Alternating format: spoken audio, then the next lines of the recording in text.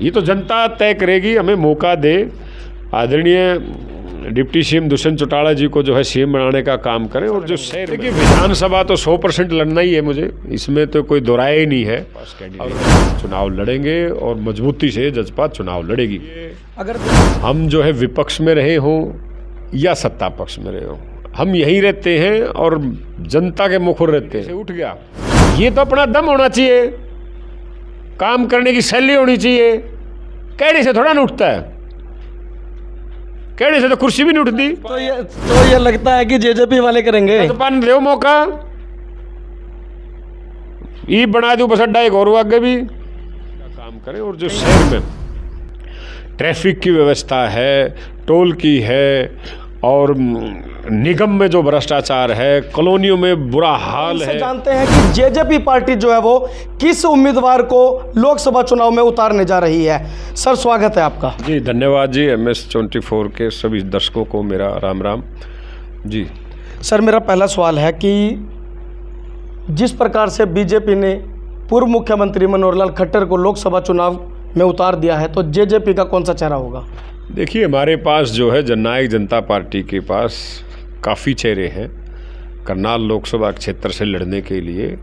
और बड़ा मजबूत जो है आदरणीय पूर्व डिप्टी सीएम दुष्यंत चौटाला जी ने भी कहा है, और हम भी कह रहे हैं बार बार, हम बड़ा मजबूत चेहरा जो है उतारेंगे और आने वाला चुनाव जो है बहुत मजबूती से लड़ेगी जसपा। क्या लगता है आपको कि पूर्व मुख्यमंत्री मनोहर लाल खट्टर को टक्कर दे पाएंगे आप? जरूर देंगे, क्यों नहीं देंगे। उन्होंने काम बहुत करवाए हैं। वो तो जनता तय करेगी काम कराए हैं कि नहीं कराए हैं। अगर कराए हैं तो वो जीतेंगे, नहीं कराए हैं तो ये जनता ही तय कर देगी कि कितनी वोटों से। यहाँ तो उसकी भजनलाल की PhD पार्ट दी थी करनाल वाले ने, तो भाई यहाँ तो बहुत वैसा क्षेत्र है ये करनाल जो है, शरीफ भी इतना ही है, और कोई अपने आप को ज़्यादा बड़ा समझे तो उसने ये सीधा भी कर जाना करनाल लोकसभा वाले।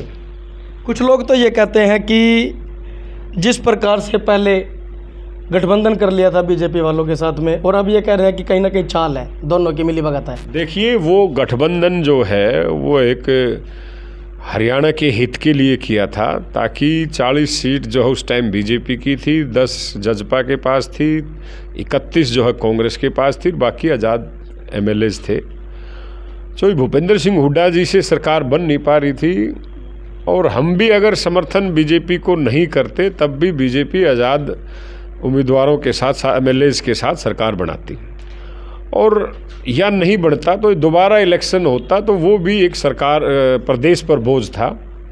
तो उसके देखते हुए हमने कॉमन मिनिमम प्रोग्राम में जो हमारे एजेंडे थे जननायक जनता पार्टी के, उन पर हमने काम करके 4.5 साल जो है मजबूती से सरकार चलाने का काम किया।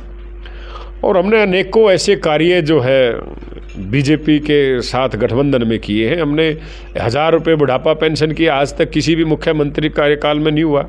10-10 साल जो है मुख्यमंत्री रह गए, जब तभी नहीं किसी से 1,000 बुढ़ापा पेंशन की। ये दुष्यंत जी का विजन था, उन्होंने बुजुर्गों के लिए बुढ़ापा पेंशन 1,000 बढ़वाने का काम किया 4.5 साल में। और अगर हम फुल फ्लैश मुख्यमंत्री बनते तो हम क्या उनसे करते। और आगे भी अगर दुष्यंत चौटाला जी को फुल फ्लैश बहुमत मिलता है तो हम क्या उनसे करेंगे, 100% करेंगे, आते ही करेंगे।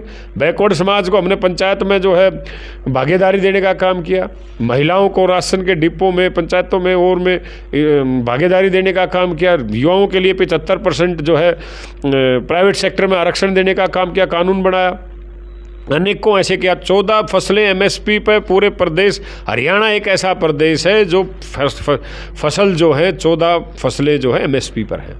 स्थानीय लोग आज भी असमंजस में है कि क्या देवेंद्र कादियान लोकसभा या फिर विधानसभा का चुनाव लड़ेंगे, अगर लड़ेंगे तो कौन सा लड़ेंगे? देखिए विधानसभा तो 100% लड़ना ही है मुझे, इसमें तो कोई दोराय ही नहीं है। और रही बात कौन सी विधानसभा होगी, देखो मेरी जो है कर्मस्थली जो है पानीपत रूरल रही है, ग्रामीण रही है। मेरे को 47,500 वोट देने का पानीपत ग्रामीण की जनता ने काम किया, मैं उनका धन्यवाद करता हूँ। और आने वाला जो समय होगा, मैं काफ़ी दिन से जो है जननायक जनता पार्टी के हमारे राष्ट्रीय अध्यक्ष डॉक्टर अजय सिंह चौटाला जी, आदरणीय पूर्व डिप्टी सीएम दुष्यंत चौटाला जी ने और पार्टी के प्रधान सरदार निशान सिंह जी ने मेरी जो ड्यूटी जो है समालखा में भी लगा रखी है। और जहां पार्टी को हम बढ़ा सकते हैं हम बढ़ाते हैं, और रही बात चुनाव की, जो पार्टी तय करेगी, समालखा भी मजबूत है आज, समालखा बहुत मजबूत है और चुनाव वहाँ से भी लड़ा जा सकता है, समालखा से भी, ग्रामीण से भी लड़ा जा सकता है, वो पार्टी तय करेगी। और हम मजबूती से चुनाव लड़ेंगे और समझते हैं कि या ग्रामीण क्षेत्र से चुनाव लड़े या समालखा से लड़े, और हम जो है जजपा चुनाव जीतेगी विधानसभा का 100%। और रही बात लोकसभा की, लोकसभा जो है करनाल जो है पार्टी जिसको तय करेगी, हमारे पास काफ़ी कैंडिडेट हैं, हर बिरादरी से है, जातिगत अगर भी कोई बात आई तो वो भी हमारे पास कैंडिडेट है। हम चुनाव लड़ेंगे और मजबूती से जजपा चुनाव लड़ेगी। अगर देवेंद्र कादियान लोकसभा का चुनाव लड़ते हैं तो सबसे पहला मुद्दा क्या रहेगा? देखिए, सबसे पहले मुद्दा तो ये है कि करनाल लोकसभा क्षेत्र के अंदर रहना। हमारे पहले भी एमपी आए हैं, कोई मिलता ही नहीं।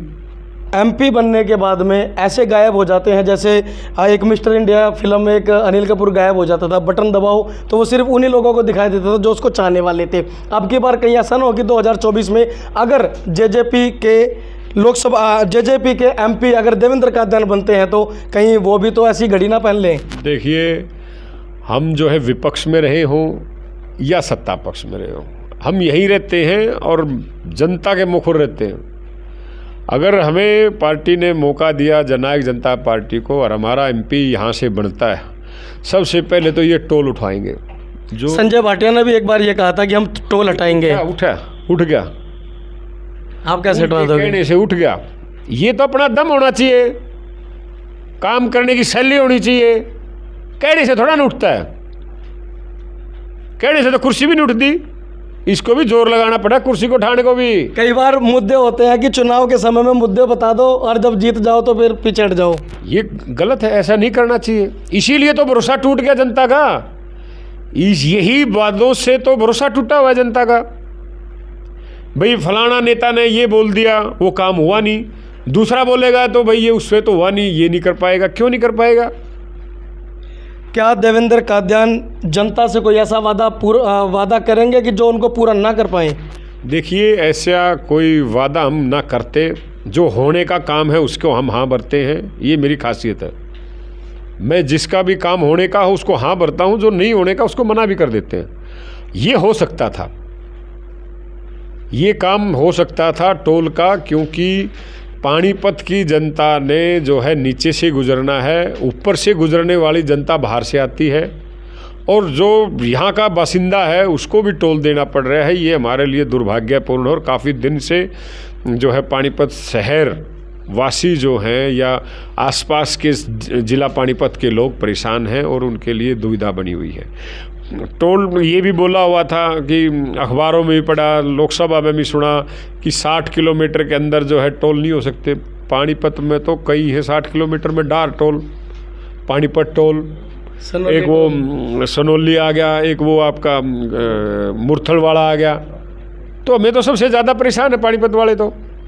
और इसको अगर करना ही था, भाई इतनी फुल फ्लैश मेजोरिटी में बैठे हैं बीजेपी आज, इसको करना थोड़ा और आगे सरकार दो, जिस लोग ऊपर चढ़ना वो चढ़ जाए, बाकी नीचे चले जाओ आम जनता। इसको थोड़ा सा ऊपर भी तो सरका सकते हैं।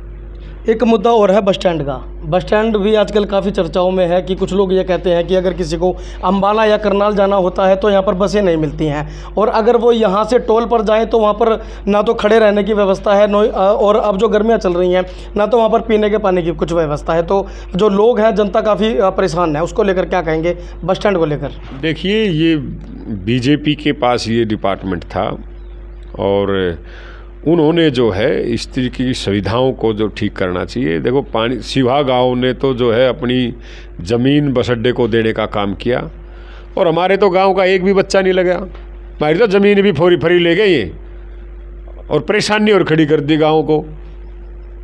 अगर गांव के बच्चों को रोज़गार मिलता, ना हमें पैसा मिल रहा, और ज़मीन के पैसे भी नहीं मिल रहे सिवा की पंचायत को। तो जो मिले थे उसके बाद पंचायत ने कुछ तो मिले, उसके बाद अब बंद कर रखे हैं। अब मैंने भी एक कॉलेज, मैं कॉलेज ताऊ देवलाल गर्ल्स कॉलेज का प्रधान हूँ, मैंने 1 एकड़ ज़मीन जो है बस अड्डे को दे रखी है। भाई चलो, शहर में बस अड्डे की दिक्कत है, बाहर आता है तो सबको सुविधाएं मिले, अच्छी सुविधाएं मिले। हमने भी 1 एकड़ जो है गवर्नमेंट को बस अड्डे को देने का काम किया। मेरा आज तक जो दूसरा ज़मीन दी थी वो नहीं मिली।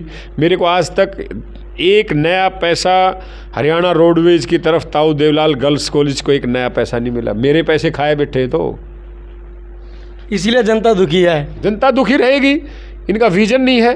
इनको जो है बसें चलाई है, बड़ी अच्छी बस चली है, मैं मानता हूँ इस चीज़ का।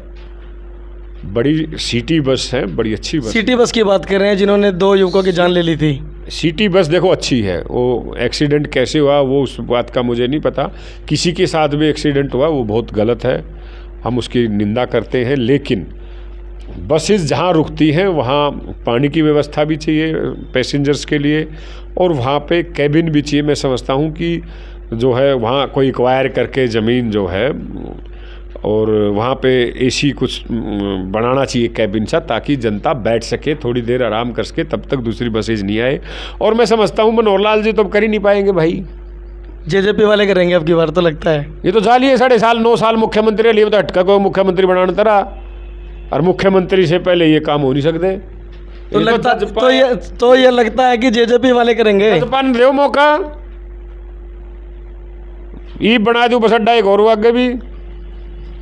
कहीं ऐसा ना हो कि जीतने के बाद भी आप पे कहा तो उन्होंने नहीं कुछ किया तो हम क्या करें। एक बार बना का मौका देकर तो देखो। बात तो सबको अच्छी लगती है। आज क्या है, मैं भी कुछ भी बात अपने मुंह से बोल सकता हूँ, फ्रीडम है। आज गलत नहीं बोल सकता, लेकिन बातें तो बोल सकता हूँ। इसी तरीके से आज जो है सबके मुंह में ज़बान है, वो कुछ भी बोल सकता अपने मुंह से। अगर भाई ये करेंगे कि नहीं करेंगे, आप मौका दोगे तभी तो करेंगे। ये तो जनता तय करेगी। हमें मौका दे। आदरणीय डिप्टी सीएम दुष्यंत चौटाला जी को जो है सीएम बनाने का काम करें, और जो शहर में ट्रैफिक की व्यवस्था है, टोल की है, और निगम में जो भ्रष्टाचार है, कॉलोनियों में बुरा हाल है। आप जाके देखो, गलियां कच्ची हैं, रजिस्ट्रियां हो नहीं रही। आउटर कॉलोनियों में इतने लोग परेशान हैं, गांव से बदतर ज़िंदगी जी रहे हैं वो। तो वहाँ का सुधार करेंगे। गेट बना दिए हर सेक्टर पे, एक 70-70 लाख का गेट बना दिया। ये कोई सरकार के दुरुपयोग पैसा किया है? कहीं अच्छी जगह पैसा लगाओ। ताकि कुछ गेट तो अभी भी पूरे नहीं हुए हैं, होने भी नहीं है, तो गेटा में रहेगी तो बीजेपी सरकार। एक डिपार्टमेंट ऐसा बताओ जो बीजेपी के पास था और वो जो है उसकी परफॉर्मेंस जो है अच्छी हो। कोई बताओ। एजुकेशन देख लो, ठेड़ा पीट दिया एजुकेशन का। मेडिकल की सुविधा देख लो, कहाँ है, क्या सुविधा है मेडिकल कॉलेज। आयुष्मान की कार्ड की अगर हम बात करें तो वो कहते हैं कि हमने आयुष्मान कार्ड बनवा दिए हैं, जहाँ पर 1 लाख रुपए तक का जो इलाज है वो बिल्कुल मुफ्त हो सकता है। पता नहीं हो सकता कि नहीं हो सकता, वो तो आप जनता से पूछो कि कितना उसका लाभ मिल रहा है जनता को, नहीं मिल रहा है। पर मुझे तो लगता नहीं कहीं मिल रहा होगा। तो देखियो, एक बार फिर मौका दे दीजिए। 2019 में जिस समय जेजेपी पार्टी चुनावी मैदान में थी, और उस समय भी लोगों ने काफ़ी जो है वो समर्थन दिया था कि जेजेपी पार्टी पर जिस प्रकार से भरोसा जताया था, तो उसी प्रकार से अब 2024 में फिर चुनाव है, और फिर एक बार जो जेजेपी पार्टी के तमाम नेता जो हैं वो गाँव वासियों के बीच, जनता के बीच में वोट मांगने के लिए ज़रूर पहुँचेंगे, और बड़े मुद्दों के साथ में अब की बार पहुँचने वाले हैं। क्योंकि जो देवेंद्र कादियान है उनका ये कहना है कि जो पूर्व उप मुख्यमंत्री दुष्यंत चौटाला हैं उनको अगर मुख्यमंत्री बना दिया जाता है तो पानीपत की जो जनता है उनके सभी सपनों को साकार किया जाएगा। अगर जेजेपी पार्टी सरकार बनाती है तो इन्हीं सभी तमाम समस्याओं का समाधान भी हो सकता है। तो